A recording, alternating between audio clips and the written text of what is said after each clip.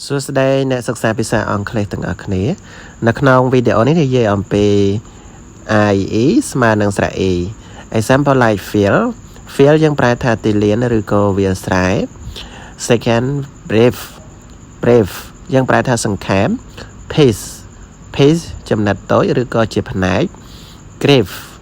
grave យើងប្រែថាទុកព្រួយ thief យើងប្រែថាចោល achieve ប្រែថាសម្រេចបាន relieve ធូរស្បើយ believe យើងប្រែថាជំนឿ